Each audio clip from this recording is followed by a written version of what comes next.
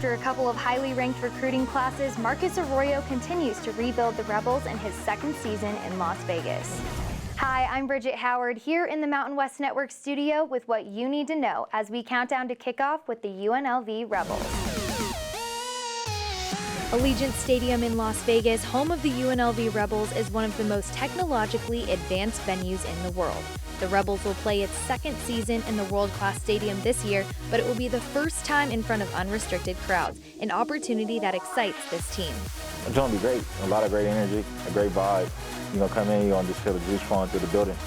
And the community's ready because they've been at Stan Boys so long and they had to watch that go away. Now they got a new home. What do you expect? They're going to be turned. And we need to be turned just like them, and we need to come out there with some juice and keep them going. And I'm just happy to see them inside with us so they can be able to enjoy the experience that we got to live through last year.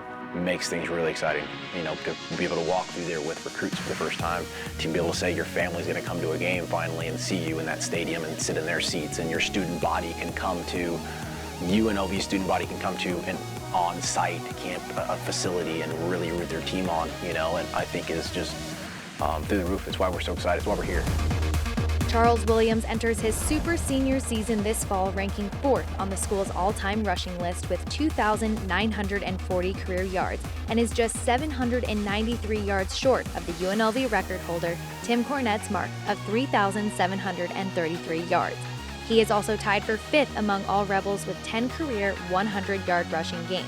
Williams, who was named first-team All-Mountain West in 2019, rushed for a team-high 495 yards in 2020 and could be in line for a record-setting season in Las Vegas. It's a really great accomplishment because, many people don't make it this far into college, because of injuries, academics, or stuff off the field. And just to be able to, have a record and my name be the record that's, at the top, it would be great, but that's not the ultimate goal. The ultimate goal is, winning a lot of games and getting to a bowl game and winning the Mountain West Championship. He's got good vision. He's got deceptive speed. He's tough. He's all downs. We're working on some things that are really going to hopefully bolster his marketability at the next level, having been in those draft rooms before and knowing what things we can really take advantage of and try to build upon some weaknesses and really dial into things that we've put guys in that position in the league, in the offense to know, hey, here's some things that are going to be advantageous to learning and picking up. I think he's been excited about that, but he's a good leader. He's tough. He likes football. He's a good human. Obviously, he's an academic All-American for the first time in history, which says a lot about him and philosophical tenets of what we put forth in the academic piece of our program. And so he's excited. I'm really glad he's back. I'm really glad he's part of our football team, and we're excited about it. After earning honorable mention All Mountain West honors as a defensive lineman, Jacoby Windman has moved to inside linebacker this season. A vicious pass rusher, Windman recorded 5 sacks last season, which is the most for a Rebel defender since 2013. The position change could make him even more effective as a pass rusher and disruptive defender this fall. From that depth, that 5-yard depth off the ball, I think it'll give me a better perception of what the offense is trying to do to me.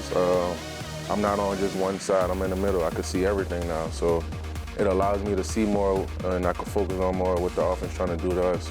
We see him at 2 different levels of the defense being something that can be an advantage for him, why he's more sideline to sideline at the second level, which is advantageous for all of us, including himself, why we see him progressing to the next level if the NFL is part of his, which it is, it's part of his vision, is what we think the advantage of him moving positions could be moving forward. I think all those things come together to understand a bigger picture of why we think that position could be an effective move. UNLV kicks off this season under the Thursday night lights of Las Vegas against Eastern Washington on September 2nd before squaring off with Arizona State and Iowa State. Conference play kicks off with a visit to Fresno State 1 week later. Then in October, the battle for the Fremont Cannon will take center stage. The rivalry trophy currently resides in Reno following the Wolfpack's 37-19 win last season. The Rebels have big plans to return the Cannon to Las Vegas for a 3rd time in 4 years. That cannon got to stay here, honestly. That's what the community thinks, and we right there with them. We got to fight for that cannon and earn it right back this year.